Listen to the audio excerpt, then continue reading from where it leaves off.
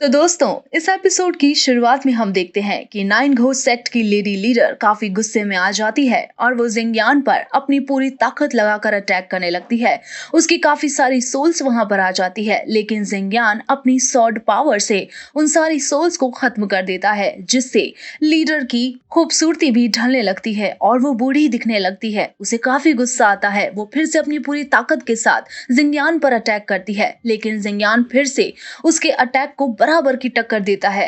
ये देखकर लीडर को काफी हैरानी होती है कि इतनी पावर जिंगयान के पास कहां से आई, और वो समझ जाती है कि तियान चैंग ने जिंगयान को मारने के लिए कहा था, क्योंकि वो हम दोनों को ही डिस्ट्रॉय करना चाहता है कि हम दोनों लड़कर एक दूसरे को डिस्ट्रॉय ही कर दे। लेकिन लीडर सोच लेती है कि वो अकेले ही नहीं मरेगी, जिससे वो अपनी और भी पावर का यूज करती है और एक बहुत ही बड़ा सा स्नेक बाहर निकल कर आता है। और तभी जिंगयान भी अपनी सॉर्ड पावर का यूज करता है, जिसमें से एक फायर ईगल बाहर आता है। और इस बार भी जिंगयान की पावर उस लीडर पर भारी पड़ जाती है।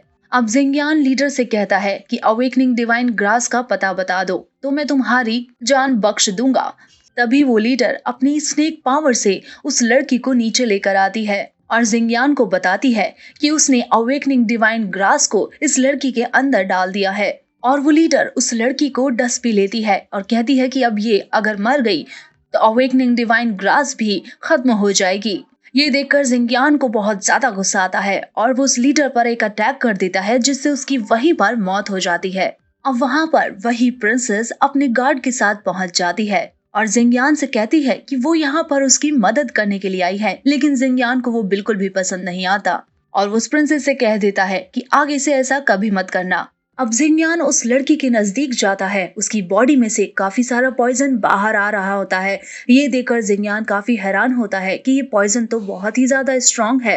जिंगयान उसी पॉइजन में से एक पिल बनाता है जो वो उस लड़की को देता है, जिससे वो पॉइजन भी थोड़ा कम होने लगता है। अब जिंगयान उस लड़की की बॉडी को टच करके उसके हार्ट सोल को बाहर निकालता है, जिससे जिंगयान को ये भी पता चलता है कि वो लड़की नहीं बल्कि लड़का है। और उसी हार्ट सोल में अवेकनिंग डिवाइन ग्रास भी मिलती है और उस ग्रास में से एक वर्म फिर से उस हार्ट सोल में चला जाता है। अब ये देखकर जिंगयान हैरान हो जाता है कि आखिर उस लेडी लीडर ने कौन सी टेक्निक का इस्तेमाल किया है, वो कैसे अवेकनिंग डिवाइन ग्रास को इसकी बॉडी से बाहर निकाले। तभी वो प्रिंसेस और उसका गार्ड आगे आते हैं और जिंगयान को कहते हैं कि वार्म ग्रास लाइफ इंटीग्रेटेड गू टेक्निक का इस लड़की पर इस्तेमाल किया गया है। वो इस टेक्निक को जिंगयान को समझाता है कि ये टेक्निक पहले तो स्पिरिट ग्रास को ऑक्यूपाई करेगी और फिर वो ह्यूमन बॉडी में एंटर करके उसके हार्ट और ब्लड वेसल्स को कंट्रोल करती है। अगर तुम इस वॉर्म को मारते हो तो तुम अवेकनिंग डिवाइन ग्रास को भी खत्म कर दोगे और साथ ही इस लड़की की भी जान चली जाएगी, तुम इसे भी नहीं बचा पाओगे।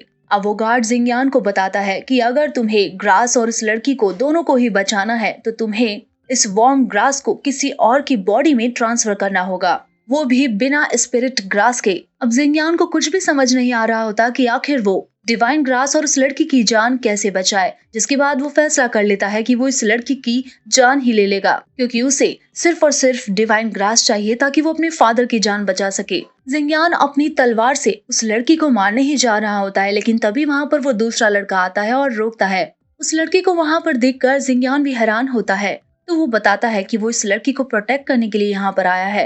वो जिंगयान से कहता है कि मैं होस्ट बॉडी बनने को तैयार हूँ, तुम उस ग्रास वॉर्म को मेरी बॉडी में ट्रांसफर कर दो। जिंगयान उससे पूछता है कि वो ऐसा क्यों करना चाहता है, तो वो लड़का बताता है कि बहुत साल पहले मुझे किसी ने मरने से बचाया था और इस इंसान ने मरते मरते मुझसे कहा था कि उसे एक ऐसे बच्चे को ढूंढना होगा जिसके पास जेड पेंडेंट का एक आधा हिस्सा है और उस बच्चे को तुम्हें प्रोटेक्ट करना होगा। अब वो लड़का अपनी लाइफ सेक्रीफाइस करने के लिए तैयार हो जाता है और उस लड़की के बगल में लेट जाता है, जिसके बाद उस प्रिंसेस का गार्ड अपनी पावर टेक्निक का इस्तेमाल करके उस लड़की की बॉडी से उस ग्रास वर्म को निकाल कर उस लड़की की बॉडी में ट्रांसफर कर देता है और उसमें से अवेकनिंग डिवाइन ग्रास निकाल कर जिंगयान को दे देता है। अब वो लड़का जिंगयान से कहता है कि बस कुछ ही देर बाद मैं मर जाऊंगा, अगर मेरे लायक कुछ काम है तो मैं करना चाहता हूँ। तो जिंगयान उससे कहता है कि तुमने आज मेरी मदद की है, अब मैं तुम्हें अपनी जिंदगी बचाने का एक तरीका बताऊंगा। और फिर जिंगयान अपनी पावर का यूज करके 1000 बीस्ट फायर निकालता है और उस लड़के से कहता है कि ये तुम्हारी बॉडी में एंटर करके सारे स्पिरिचुअल सीज को बाहर कर देगा,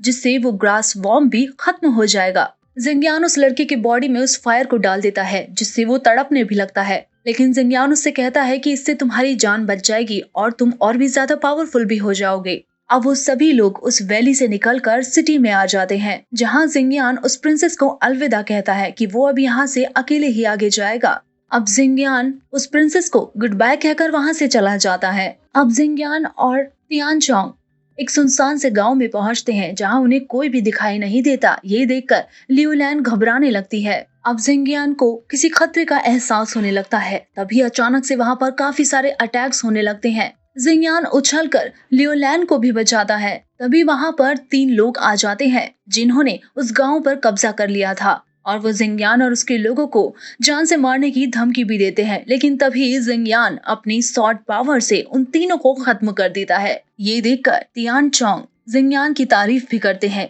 लेकिन वो जिंगयान को ये भी बताते हैं कि इन सोल्जर्स की पेविलियन काफी स्ट्रॉन्ग है। इनके पास काफी सारे ऐसे एल्डर्स हैं जिनकी सॉर्ड पावर काफी तेज है, और तुमने उनके लोगों को मार दिया है। क्या तुम्हें डर नहीं लगता कि वो लोग बदला लेने के लिए जरूर आएंगे? लेकिन जिंगयान को बदले से कोई फर्क नहीं पड़ता।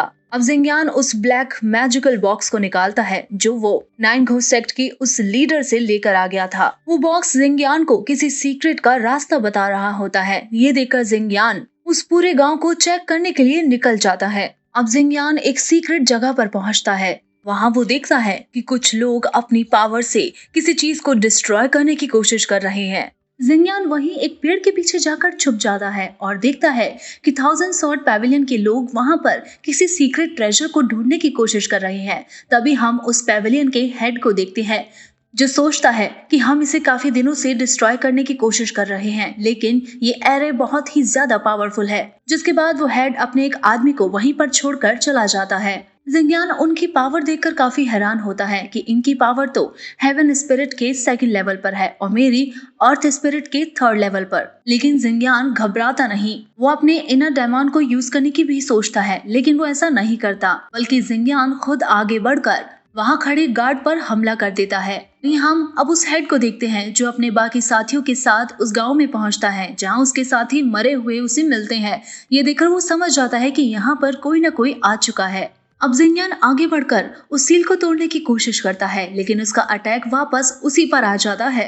जिंगयान सोचता है कि ये सील तो बहुत ही ज्यादा पावरफुल है, जिसके बाद वो अपनी स्पिरिचुअल रिंग में से उस स्पेशल मैजिकल बॉक्स को बाहर निकालता है, और उस बॉक्स में से एक मिस्टीरियस सील बाहर आती है, जिससे काफी तेज रोशनी आसमान में होती है, और वो सील उस ट्रेजर के दरवाजे को भी खोल देती है। लेकिन आसमान में तेज रोशनी वो हेड देख लेता है, जिससे वो समझ जाता है कि कोई उसके ट्रेजर को चुराने की कोशिश कर रहा है। वो हेड अपने साथियों के साथ वापस उसी जगह पर पहुंचता है, लेकिन जिंगयान तब तक उस दरवाजे के अंदर घुसने जा ही रहा होता है। लेकिन वो हेड वहां पर आकर जिंगयान को वार्निंग देता है कि वो वहीं पर रुक जाए। अगर उसने एक और कदम आगे बढ़ाया तो वो उसका दुश्मन बन जाएगा। लेकिन जिंगयान उसकी कोई बात नहीं सुनता और वो अंदर घुस जाता है। अब उस हेड को बहुत ज्यादा गुस्सा आने लगता है और उसके साथी भी वहां पर पहुंचते हैं, जिनसे हेड कहता है कि उसे वहां पर एक बहुत ही स्ट्रॉन्ग ऑरा फील हो रहा है। लगता है इस दरवाजे के अंदर बहुत ही पावरफुल खजाना है। अब वो हेड अपने एक साथी को अपने फादर के पास भेजता है सब कुछ बताने के लिए, जो कुछ भी यहाँ पर हुआ है, और कहता है कि उसके फादर खुद लियोयान डायनेस्टी जाएंगे। उधर जिंगयान अंदर पहुंच जाता है एक घने जंगल में, जहां उसे हेवनली क्राफ्ट सीक्रेट डायमेंशन की पावर का एहसास होता है, जिसे देखकर वो काफी ज्यादा खुश भी होता है। जिंगयान उस जगह को महसूस करता है और समझ जाता है कि ये एंशियंट्स की बनाई हुई जगह है, जो करीब 10,000 साल पुरानी है। एम्परर मो वैंग ने इस जगह को मरने से पहले ही बनाया था। तभी वहां पर उस एम्परर मो वैंग की स्पिरिट आ जाती है। वो जिंगयान से कहते हैं कि मैं काफी सालों से किसी का इंतजार कर रहा था, जो यहाँ पर आकर मेरी हेवनली क्राफ्ट डायमेंशन की टेक्निक को सीख सके। तभी जिंगयान मो वैंग की स्पिरिट से एक सवाल करता है कि क्या यहाँ पर स्पिरिचुअल मेडिसिन, स्पिरिचुअल वुड भी है। ये सुनकर उस एम्परर की स्पिरिट को गुस्सा आने लगता है, क्योंकि जिंगयान उससे काफी मामूली चीजें मांग रहा होता है। वो कहता है कि यहाँ पर तो और भी काफी सारी पावरफुल चीजें हैं, लेकिन जिंगयान कहता है कि मुझे सिर्फ वही चीजें चाहिए, क्योंकि आने वाले दिनों में मेरी फैमिली पर बहुत ही बड़ी मुसीबत आने वाली है। ऐसे में मुझे मेरी पावर को बढ़ाना है और उन्हें प्रोटेक्ट करना है। अगर आपके पास वो सब कुछ है तो आप मुझे बताएं, वरना मैं यहाँ से जा रहा हूँ। ये सुनकर एम्परर की स्पिरिट हैरान हो जाती है और वो जिंगयान को रोकती है कि हाँ, उसके पास ये सब कुछ है। तभी वो एम्परर जिंगयान को एक ड्रैगन पिल देते हैं। वो जिंगयान को अपनी ड्रैगन पावर दिखाते हैं, जिसे देखकर जिंगयान काफी हैरान हो जाता है, क्योंकि वो एंशिएंट मैजिक पिल दुनिया में टॉप 8 नंबर पर आया करती थी। जिंगयान उस पिल को देखकर सोच में पड़ जाता है, क्योंकि उस पिल को खाने के बाद सिर्फ 3 घंटे बाद ही वो इंसान बहुत ही ज्यादा पावरफुल बन जाता है। अब वो एम्परर स्पिरिट जिंगयान को काफी सारे स्पिरिचुअल मेडिसिन भी देता है। ये देखकर जिंगयान भी काफी खुश हो जाता है और कहता है कि मुझे ये सब कुछ चाहिए। लेकिन तभी एम्परर स्पिरिट कहता है कि इन सब को हासिल करने के लिए तुम्हें मेरे 3 टेस्ट से गुजरना होगा, और जिंगयान को बताते हैं कि अगर तुम इन तीनों टेस्ट में फेल होते हो तो तुम यहीं पर मर जाओगे और यहाँ से कभी भी बाहर नहीं जा सकोगे। अब पहले ही टेस्ट में एम्परर स्पिरिट जिंगयान से एक सवाल करते हैं कि मशीन वुडन आर्मर मेथड बनाने के लिए किन चीजों की जरूरत पड़ती है। जिंगयान उस सवाल का बिल्कुल सही जवाब दे देता है, जिसके बाद एम्परर स्पिरिट जिंगयान को सेकंड राउंड के बारे में बताते हैं, जिसमें वो जिंगयान के लिए इनर डेमन हैमर लेकर आते हैं, जिसे जिंगयान को 9 बार घुमाना था।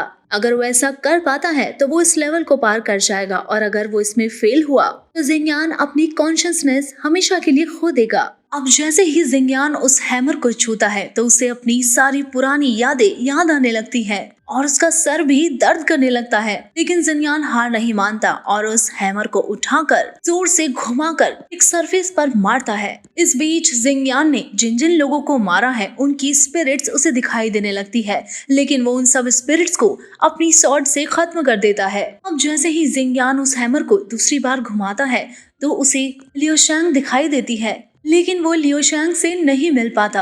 अब जिंगयान जब तीसरी बार हैमर को घुमाता है तो उसे जिंगतियान दिखाई देता है, जिसे देखकर उसे काफी ज्यादा गुस्सा आता है और वो उससे फाइट करने लगता है। यहाँ पर जिंगयान और जिंगतियान के बीच में जबरदस्त फाइट शुरू हो जाती है। जिंगयान को काफी ज्यादा गुस्सा आ रहा होता है और वो अपनी पूरी ताकत के साथ जिंगतियान पर अटैक करता है। जिंगतियान जिनयू को भड़का रहा होता है कि चाहे तुम कुछ भी कर लो, तुम्हारा इनर डेमन मैं ही हूँ। लेकिन जिंगयान को काफी गुस्सा आता है, कहता है कि तुम मेरे इनर डेमन नहीं हो सकते, और जिंगयान उस पर अटैक कर देता है, जिससे वो लावा में गिर जाता है। उसे लगता है कि वो मर गया है, लेकिन ऐसा नहीं होता। जिंगतियान फिर से लौट कर आता है अपने अनेकों रूप के साथ। जिंगयान अपनी पूरी कोशिश करता है अपने इनर डेमन से लड़ने की। उधर जिंगतियान जिंगयान को फोर्स करता है कि वो उस इनर डेमन हैमर को छोड़ दे। अब जिंगयान यहाँ पर कमजोर पड़ने लगता है, उसके हाथ से उसकी तलवार भी छूट जाती है, लेकिन उसे अपनी फैमिली, अपने फ्रेंड्स याद आते हैं। और फिर जिंगयान अपनी पूरी ताकत लगाकर अपनी तलवार को वापस उठाकर जिंगतियान पर अटैक कर देता है और उसे